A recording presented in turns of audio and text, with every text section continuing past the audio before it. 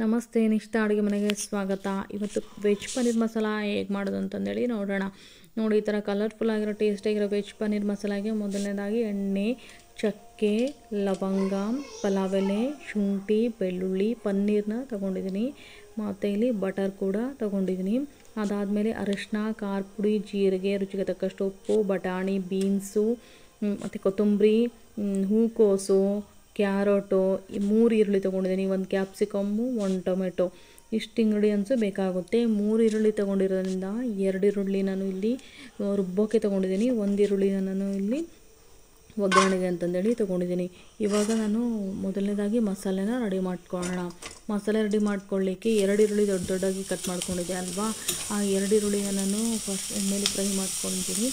ಈರುಳ್ಳಿ, ಟೊಮೆಟೊ, ಚಕ್ಕೆ, ಲವಂಗ ಮತ್ತು ಶುಂಠಿ, ಬೆಳ್ಳುಳ್ಳಿ ಇದನ್ನೆಲ್ಲ ಹಾಕ್ಕೊಂಡು ಇಲ್ಲಿ ಎಣ್ಣೆಲಿ ಫ್ರೈ ಮಾಡ್ಕೊಳ್ತೀನಿ. ಶುಂಠಿ ಬೆಳ್ಳುಳ್ಳಿ ಪೇಸ್ಟ್ ಆದರೂ ಹಾಕ್ಕೊಳ್ಬೋದು, ಅಥವಾ ಶುಂಠಿ ಬೆಳ್ಳುಳ್ಳಿ ಇಟ್ಟು ಈ ಥರನ ಆದರೂ ಹಾಕ್ಕೊಳ್ಬೋದು.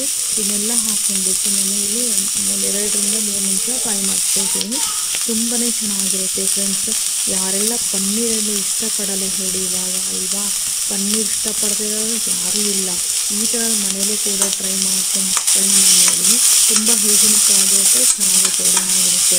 ಇದು ಚಪಾತಿ, ಪೂರಿ, ರೋಟಿ, ರೈಸ್ ಜೊತೆ ತುಂಬ ಒಳ್ಳೆಯ ಕಾಂಬಿನೇಷನ್ ಅಂತಲೇ ಹೇಳ್ಬೋದು ಅಲ್ವಾ. ನೋಡಿ, ಕಾಣಿಸ್ತಿದೆ ಅಲ್ವಾ. ಇದನ್ನು ಈ ಥರ ಎಣ್ಣೆಲಿ ಹಾಕ್ಕೊಂಡು ಈರುಳ್ಳಿ, ಟೊಮೆಟೊ ಇದನ್ನೆಲ್ಲನೂ ಎಣ್ಣೆಲೆ ಬಾಡಿಸ್ಕೊಳ್ತೀನಿ. 2ರಿಂದ 3 ನಿಮಿಷ ಬಾಡಿಸ್ಕೊಂಡ್ಬಿಟ್ಟು ಹಸಿ ವಾಸನೆ ಹೋಗ್ಬಿಟ್ಟು ಕೆಂಪಗಾಗುತ್ತೆ. ಈ ಥರ ಆಗಿದೆ ಅಲ್ವಾ. ಇದನ್ನು ತಣ್ಣಗಾಗಲಿಕ್ಕೆ ಬಿಡಬೇಕು. ತಣ್ಣಗಾದ್ಮೇಲೆ ರುಬ್ಕೊಳ್ಬೇಕು.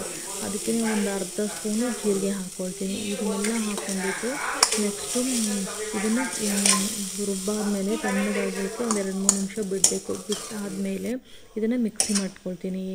ಎಲ್ಲ ಹುರ್ಕೊಂಡಿದೆ ಅಲ್ವಾ, ಈರುಳ್ಳಿ, ಟೊಮೆಟೊ, ಶುಂಠಿ, ಬೆಳ್ಳುಳ್ಳಿ, ಚಕ್ಕೆ, ಲವಂಗ, ಜೀರಿಗೆ ಇದನ್ನಷ್ಟು ನಾನು ಮಿಕ್ಸಿ ಜಾರ್ಗೆ ಹಾಕ್ಕೊಂಡ್ಬಿಟ್ಟು ರುಬ್ಕೊಳ್ತೀನಿ. ಇಲ್ಲಿ ಗೋಡಂಬಿ ಇದ್ದರೆ ಹಾಕ್ಕೊಳ್ಳಿ. ಇಲ್ಲಿ ಗೋಡಂಬಿ ಖಾಲಿ ಆಗಿದೆ, ಸೊ ನಾನು ಹಾಕ್ಕೊಂಡಿಲ್ಲ. ಗೋಡಂಬಿ ಇದ್ದರೆ ಹಾಕ್ಕೊಳ್ಬೋದು, ಆಪ್ಷನಲ್. ಬೇಕು ಅಂದರೆ ಹಾಕ್ಕೊಳ್ಳಿ, ಇಲ್ಲ ಅಂದರೆ ಇಲ್ಲ. ನನ್ನ ಹತ್ರ ಇಲ್ಲ, ಸೊ ಅದಕ್ಕೆ ನಾನು ಹಾಕಿಲ್ಲ.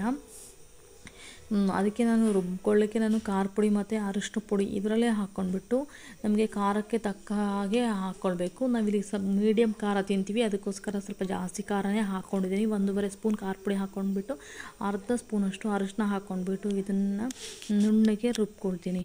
ನೋಡಿ, ಕಾಣಿಸ್ತಾ ಇದೆ ಅಲ್ವಾ, ನೀರು ಹಾಕಿದ ಹಾಗೆ ರುಬ್ಕೊಂಡಿದ್ದೀನಿ.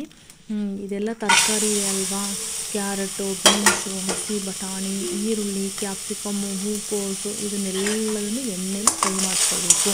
ಇದು ಎಣ್ಣೆಲಿ ಫ್ರೈ ಆದಮೇಲೆ ನಮಗೆ ಇನ್ನೂ ಸ್ವಲ್ಪ ಮೆತ್ತಗೆ ಬೇಕು ಅಂದರೆ ಒಂದು ಸ್ವಲ್ಪ ನೀರು ಹಾಕ್ಕೊಂಡು ಒಂದು 5ರಿಂದ 10 ನಿಮಿಷ ಬೇಯಿಸ್ಕೊಂಡ್ಬಿಟ್ರೆ ಇದೆಲ್ಲ ಫುಲ್ ಸಾಫ್ಟ್ ಆಗುತ್ತೆ. ತಿನ್ನೋಕ್ಕೂ ಕೂಡ ಫುಲ್ ಸಾಫ್ಟ್ ಅನಿಸುತ್ತೆ. ಇನ್ನು ನೋಡಿ, 2ರಿಂದ 3 ಸ್ಪೂನ್ ಎಣ್ಣೆ ಹಾಕ್ಕೊಂಡ್ಬಿಟ್ಟು ಇದನ್ನು ಫಸ್ಟಿಗೆ ಫ್ರೈ ಮಾಡ್ಕೊಳ್ತೀನಿ. ಫ್ರೈ ಆದಮೇಲೆ 5 ನಿಮಿಷ ಫ್ರೈ ಆದಮೇಲೆ ನೀರು ಹಾಕ್ಕೊಂಡು ಬಿಟ್ಬಿಡ್ತೀನಿ. ಅಂದರೆ ಸ್ವಲ್ಪ ಮೆತ್ತಗಾಗಲಿ. ಇದೆಲ್ಲ ತರಕಾರಿಗಳೆಲ್ಲ ಇರುತ್ತವಲ್ವ, ನಮ್ಮನೇಲಿ ನನ್ನ ಮಗ ಇದ್ದಾನೆ ತಿನ್ನೋದಕ್ಕೆ. 1 UKG ಓದ್ತಾ ಇದ್ದಾನೆ ಅಲ್ವಾ, ಅವನಿಗೆ ತಿನ್ನೋಕ್ಕೆ ಸ್ವಲ್ಪ ಜಗ್ಗೋಕ್ಕೆ ಕಷ್ಟ ಅಂತ ಅನಿಸುತ್ತೆ ಅವನಿಗೆ, ಆ ಥರ ಅಂದ್ಕೊತಾನೆ. ಅದಕ್ಕೋಸ್ಕರ ಸ್ವಲ್ಪ ನೀರು ಹಾಕಿದರೆ ಎಲ್ಲ ಮೆತ್ತಗಿರೋದಕ್ಕೋಸ್ಕರ ನಾನು ಹಾಕ್ಕೊಂಡಿದ್ದೀನಿ. ಇಲ್ಲಿ ನಾನು ಮತ್ತೆ ಮಿಕ್ಸಿಗೆ ಇದೆಲ್ಲ ತಣ್ಣಗಾದ್ಮೇಲೆ ಕೋರಿಯಂಡರ್ ಪೌಡ್ರ್ ಇರುತ್ತಲ್ವ, ಆ ಕೋರಿಯಂಡರ್ ಪೌಡ್ರ್ ಕೂಡ ಇದಕ್ಕೆ ಹಾಕ್ಕೊಂಡಿದ್ದೀನಿ. ಕೊತ್ತಂಬರಿ ಬೀಜ ಅಂತೀವಲ್ಲ, ಕೊತ್ತಂಬರಿ ಸೊಪ್ಪಿನ ಬೀಜ, ಅದನ್ನು ಹಾಕ್ಕೊಂಡಿದ್ದೀನಿ. ಕೊತ್ತಂಬರಿ ಬೀಜ ಹಾಕ್ಕೊಂಡ್ಬಿಟ್ಟು ಅಷ್ಟು ಇದನ್ನು ರುಬ್ಕೊಳ್ತೀನಿ. ಇದು ನೋಡಿ, ಸ್ವಲ್ಪ ನೀರು ಹಾಕ್ಕೊಂಡ್ಬಿಟ್ರೆ ಫುಲ್ಲೆಲ್ಲ ತರಕಾರಿ ಮೆತ್ತಗಾಗ್ಬಿಡುತ್ತೆ.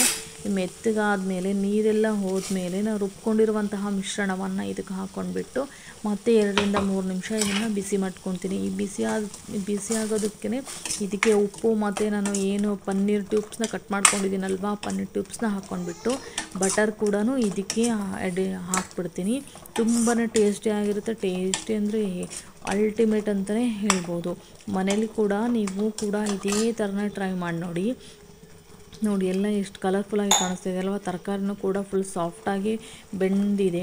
ಅದೆಲ್ಲ ಮಿಕ್ಸಿ ಆದಾದಮೇಲೆ ಇನ್ನೂ ಸ್ವಲ್ಪ ನೀರು ಬೇಕು ಅನಿಸುತ್ತೆ ಅಲ್ವಾ, ಸ್ವಲ್ಪ ಗ್ರೇವಿ ಥರ ಬೇಕು ಅನಿಸುತ್ತೆ. ಸ್ವಲ್ಪ ನೀರು ಆ್ಯಡ್ ಮಾಡಿಬಿಟ್ಟು ಅದನ್ನೆಲ್ಲ ಹಾಕಿ ಇದಕ್ಕೆ ಹಾಕ್ಕೊಳ್ತೀನಿ. ನೋಡಿ, ಅರ್ಧ ಸ್ಪೂನನ್ನು ಬಟರ್ ಹಾಕ್ಕೊಳ್ತೀನಿ. ಬಟರ್ ಇದು ಆಪ್ಷನಲ್, ಬೇಕು ಅಂದರೆ ಹಾಕ್ಕೊಳ್ಬೋದು, ಇಲ್ಲ ಅಂದರೆ ನಡೆಯುತ್ತೆ. ನೆಕ್ಸ್ಟು ಪಲಾವ್ ಎಲೆನೂ ಕೂಡ ಹಾಕ್ಕೊಳ್ತೀವಿ. ಪಲಾವ್ ಎಲೆ ಆರೋಗ್ಯಕ್ಕಂತೂ ತುಂಬ ಒಳ್ಳೆಯದು ಅಂತಲೇ ಹೇಳ್ಬೋದು. ಸೊ ಜಾಸ್ತಿ ಪಲಾವ್ ಎಲೆನ ಯೂಸ್ ಮಾಡಿ. ಓಕೆನಾ. ರುಚಿಗೆ ತಕ್ಕಷ್ಟು ಉಪ್ಪು ಹಾಕ್ಕೊಂಡಿದ್ದೀನಿ. ಉಪ್ಪಾದಮೇಲೆ ಕೊನೆಯದಾಗಿ ಇಲ್ಲ ಅಂದರೆ ಕೊತ್ತಂಬರಿ ಸೊಪ್ಪನ್ನ ಹಾಕ್ಕೊಳ್ತೀನಿ. ಇಲ್ಲಿ ಕೊತ್ತಂಬರಿ ಸೊಪ್ಪು ಹಾಕ್ಕೊಂಡಿದ್ದೀನಿ. ಕಸೂರಿ ಮೇಥಿ ಇದ್ದರೆ ಹಾಕ್ಕೊಳ್ಳಿ, ಇಲ್ಲ ಅಂದರೆ ಇಲ್ಲ. ಇಲ್ಲಿ ನಾನು ಅದ್ರ ಬದಲು ಕೊತ್ತಂಬರಿನೇ ಹಾಕ್ಕೊಂಡಿದ್ದೀನಿ. ಇದನ್ನೆಲ್ಲ ಹಾಕ್ಕೊಂಡ್ಬಿಟ್ಟು 2 ನಿಮಿಷ ಫ್ರೈ ಮಾಡಿಬಿಡಿ. ಗೀ ಹಾಕಿದ್ದೀನಲ್ವ, ಬಟರ್ ಹಾಕಿದ್ದೀನಲ್ವ, ಬಟರು ಸ್ವಲ್ಪ ಕರಗಬೇಕು. ಅದಕ್ಕೋಸ್ಕರ ಒಂದು 2 ನಿಮಿಷ ಇದನ್ನೆಲ್ಲ ಮತ್ತೆ ಫ್ರೈ ಮಾಡ್ಕೊಳ್ತೀನಿ. ಎಲ್ಲ ಆದಮೇಲೆ ನೋಡಿ ಎಷ್ಟು ಕಲರ್ಫುಲ್ಲಾಗಿದೆ, ಎಷ್ಟು ಚೆನ್ನಾಗಿ ಕಾಣಿಸ್ತಾ ಇದೆ ಅಲ್ವಾ. ನೋಡಿ ಕುದಿಯೋದೆಲ್ಲ ನೋಡಿ ಎಷ್ಟು ಚೆನ್ನಾಗಿ ಕಾಣಿಸ್ತಿದೆ ಅಲ್ವಾ. ಲಾಸ್ಟಿಗೆ ಕೊನೆಯದಾಗಿ ಪನ್ನೀರನ್ನ ಏನು ಕಟ್ ಮಾಡ್ಕೊಂಡಿದ್ದೀನಲ್ವ ಇದನ್ನ ಹಾಕ್ಕೊಳ್ತೀನಿ. ಡೈರೆಕ್ಟಾಗಾದರೂ ಹಾಕ್ಕೊಳ್ಬೋದು, ಇದನ್ನು ಇಲ್ಲ ಅಂದರೆ ಎಣ್ಣೆಲಿ ಫ್ರೈ ಮಾಡಿ ಹಾಕ್ಕೊಳ್ತೀವಲ್ವ ಆ ಥರನಾದರೂ ಹಾಕ್ಕೊಳ್ಬೋದು. ಇಲ್ಲಿ ನಾನು ಎಣ್ಣೆಲಿ ಫ್ರೈ ಮಾಡಿ ಹಾಕಿಲ್ಲ, ಡೈರೆಕ್ಟಾಗಿ ಇದನ್ನು ಟ್ಯೂಬ್ನ ಕಟ್ ಮಾಡ್ಕೊಂಡ್ಬಿಟ್ಟು ಡೈರೆಕ್ಟಾಗಿಯೇ ಹಾಕ್ಕೊಂಡಿದ್ದೀನಿ. ಇದು ಒಂಥರ ಟೇಸ್ಟ್ ಆಗಿರುತ್ತೆ, ತುಂಬಾ ಚೆನ್ನಾಗಿರುತ್ತೆ. ನೋಡಿ ಎಷ್ಟು ಕಲರ್ಫುಲ್ಲಾಗಿದೆ ಅಲ್ವಾ, ನೋಡಿದ್ರೆ ತಿನ್ನಬೇಕು ಅಂತ ಅನಿಸುತ್ತೆ. ನೀವು ಕೂಡ ಇದೇ ಥರನ ಟ್ರೈ ಮಾಡಿ ಫ್ರೆಂಡ್ಸ್. ಹೇಗಾಗಿದೆ ಅಂತಂದೇಳಿ ಕಮೆಂಟ್ ಮೂಲಕ ತಿಳಿಸಿ. ಯಾರೆಲ್ಲ ಸಬ್ಸ್ಕ್ರೈಬ್ ಆಗಿಲ್ವೋ ಅವರೆಲ್ಲ ದಯವಿಟ್ಟು ಸಬ್ಸ್ಕ್ರೈಬ್ ಆಗಿ ಅಂತ ಹೇಳ್ತಾ, ನೋಡಿ ಪನ್ನೀರ್ ವೆಜಿಟೇಬಲ್ ಮಸಾಲ ಹೇಗಾಗಿದೆ ಅಂತಂದೇಳಿ ನನಗೆ ತಿಳಿಸಿ, ಓಕೆನಾ. Thank you friends, thank you so much.